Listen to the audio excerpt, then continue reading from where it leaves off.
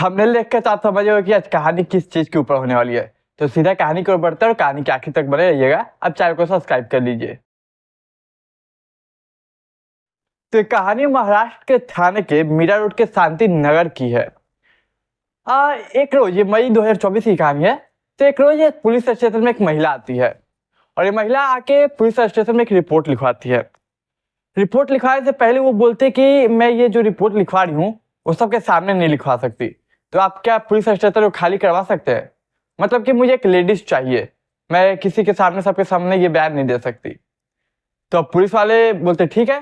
फिर एक महिला कांस्टेबल को उसके साथ एक अलग रूम में भेजा जाता है। रूम में बोली तो थाने में ही, जो वहाँ पे शांति हो, कोई डिस्टर्ब ना करे। फिर जो महिला कांस्टेबल थी वो पूछते कि एक बताइए क्या हुआ।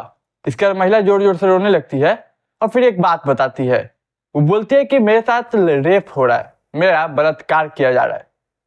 ये नहीं, उसने नहीं बोला कि हो रहा है, उसने कहा कि किया जा रहा है, मतलब अभी भी हो रहा है। तो महिला कांस्टेबल जो थी वो पूछते हैं कि किसने किया, क्या है पूरा मामला, बताइए। तो फिर अपनी पूरी दुख भरी कहानी बताती है और बताते हैं कैसे ये इन सब चक्रों में फंसी और इनके साथ कैसे ये सब चीजें हुई। तो इसके लिए हमें चलना होगा 1 साल पहले, साल 2023 में। तो चलिए। तो कहते हैं कि साल 2023 में मेरे घर में सब कुछ अच्छा चल रहा था, लेकिन एक समय आया जबकि इस घर में धीरे धीरे सब खराब चीजें होने लगी। सबसे पहले मेरे पति, उनकी जो जॉब से अर्निंग है वो बहुत कम हो गई। इसके बाद हमारे परिवार में लड़ाई झगड़े और कलश होने लगे। इसके बाद तमाम जो चीजें, कितना भी मेहनत कर लो, जो बेनिफिट होना चाहिए, जो फायदे होने चाहिए वो नहीं हो रही। रिश्ते सुधर नहीं रहे, रिश्ते में लगातार लड़ाइयाँ होती जा रही है, काफी हद तक बढ़ने लगी। बच्चों को डांट देती थी, पति को कुछ बोल देती थी, या फिर पति कुछ बोल देते थे। मतलब हमारे बीच लड़ाइयाँ होने लगी, पैसे आने कम हो गए, तमाम ऐसी चीजें होने लगी जो कि आज से पहले कभी नहीं हुई थी।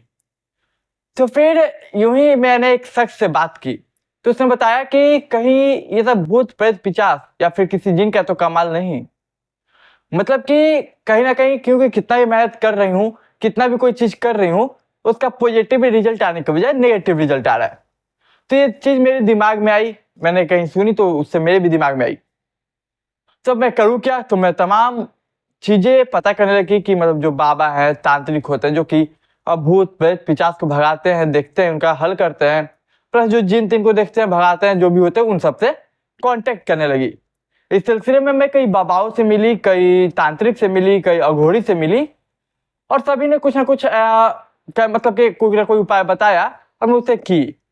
तो हालांकि सब कुछ एक हद तक सब कुछ सही चलता रहा, यहाँ तक कि इस महिला ने सोशल मीडिया का भी सहारा लिया। यूट्यूब पे सर्च मारा, गूगल पे सर्च मारा कि सब चीजों को कैसे रोके।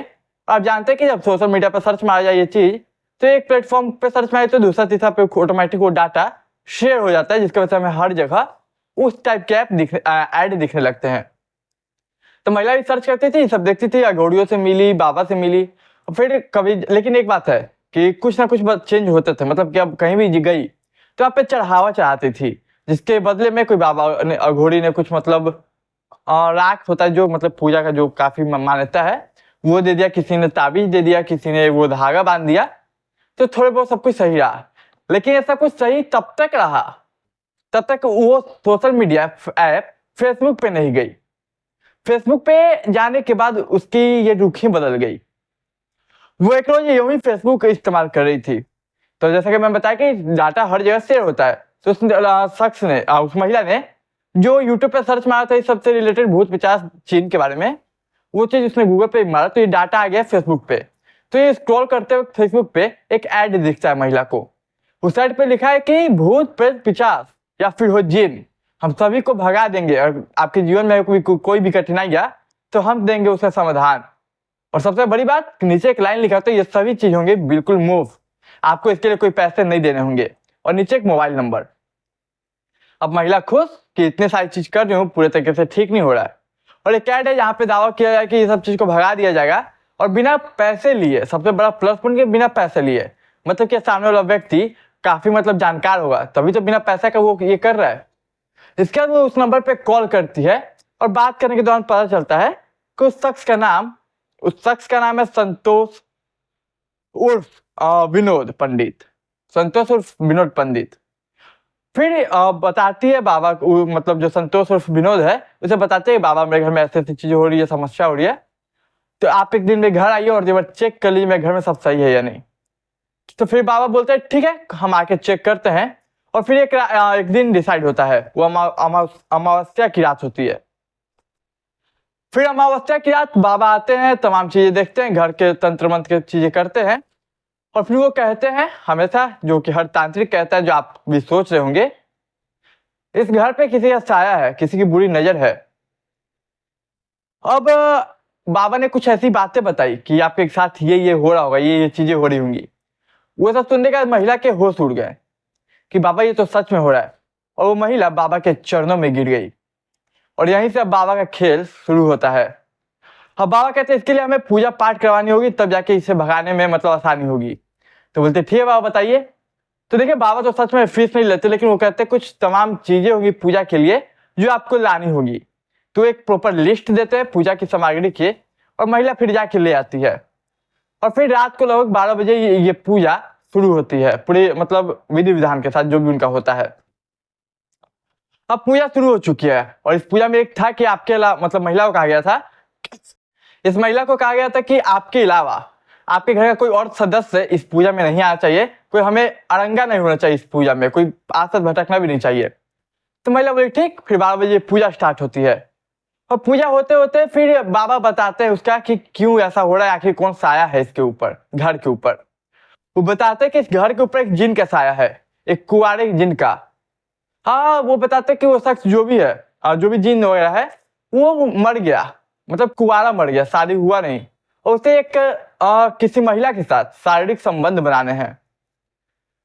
तो महिला बोलती है बाबा ये कैसे होगा, ये मतलब संभव कैसे है, आखिर इसका उपाय क्या है। तो बोलते कि देखिए इस जिन को चाहिए एक महिला जिससे वो संबंध बना सके। अब मैं 2 काम कर सकता हूँ, और आप रेडी होंगी तो सबसे पहला काम कि या तो मैं उस जिन को आप जिस शख्स का नाम लेंगी उसके शरीर में डाल दूंगा, उसके साथ आप कर लीजिएगा, या फिर मैं इस जिन को अपने अंदर डाल लूंगा, आप मेरे साथ कर सकते हैं। लेकिन समस्या एक कि अगर आप किसी और के में डालता हूं तो शायद उसकी बॉडी जिन वगैरह को झेल ना पाए, उसकी पावर उसकी शक्ति को झेल ना पाए। अब महिला भी सोचती है कि बात सही है कि मतलब कोई आम आदमी के बॉडी के ऊपर एक आत्मा या फिर सोल जो भी कह लीजिए वो प्रवेश करेगी तो सह नहीं पाए, उसके साथ कुछ हो ना जाए। लेकिन बाबा तो जानकार है, बाबा तो ताकतवर है, उनके पास पावर है, शक्तियां है, तो बाबा झेल लेंगे। तो बाबा कहते बाबा आप अपने अंदर बुला लीजिए, मैं रेडी हूँ। अब बाबा अपने अंदर बुलाते हैं उस जिन को, और उसके बाद महिला अपने आप को परोस देती है बाबा के सामने और संबंध उन दोनों के बीच बनते हैं। इसके बाद बाबा सभी चीज करने के बाद, तमाम चीजें करने के बाद वो निकल जाते हैं। लेकिन देखिए कुछ दिन बीतता है, फिर ये चीजें ठीक नहीं होती। तो महिला फिर बाबा से कांटेक्ट करती है और फिर बाबा बोलते वही चीज करते हैं, जिनको बुलाते हैं अपने अंदर, फिर वही चीज होती है। और देखिए ये सिलसिला महीनों तक चलते रहता है। कई महीनों तक बाबा यूं ही अपने अंदर जिनको बुला के महिला के साथ शारीरिक संबंध बनाते हैं और ये सिलसिला चलते रहता है। लेकिन जब कई महीने चल जाते हैं ये सिलसिला, तो महिला को कहीं ना कहीं डाउट होता है। डाउट कि वो गौर करते कि ये स्थिति सुधरने की जगह बिगड़ रही है। मतलब कि पूजा पाठ में जो तमाम चीजें होती है उसके लिए पैसे लगते हैं, और ये पैसे तो मैं ही दे रही हूँ, मेरे ही पास से पैसे लग रहे हैं। पैसे आ तो नहीं रहे लेकिन जा रहे हैं।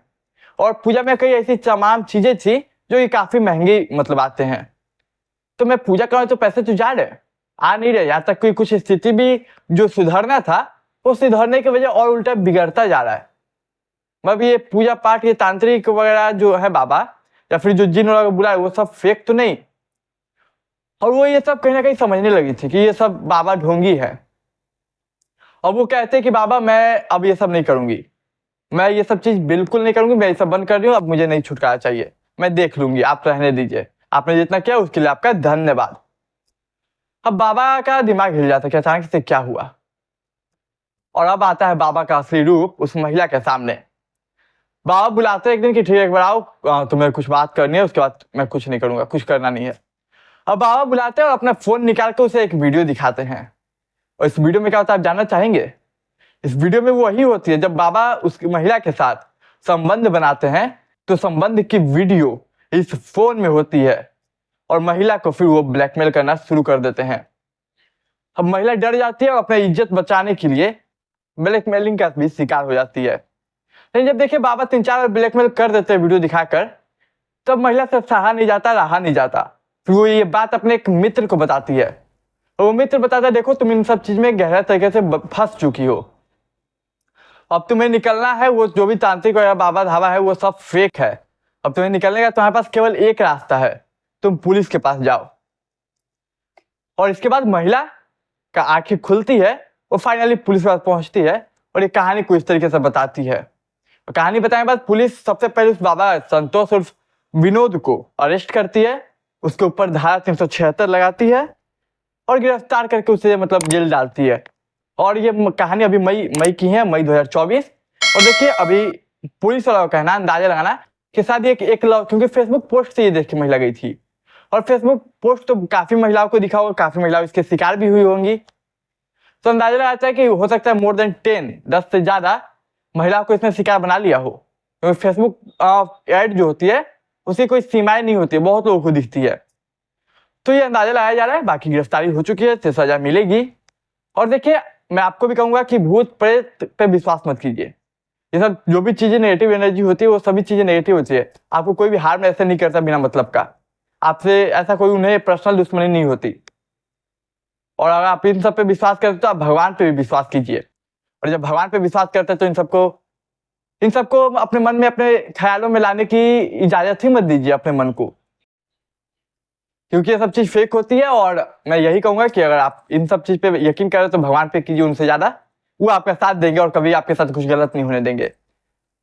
तो इस कहानी में इतना ही। उम्मीद करता हूं आपको कहानी पसंद आई होगी। पसंद आए तो चैनल को सब्सक्राइब, वीडियो को लाइक और दोस्त रिश्तेदार के साथ शेयर कीजिए।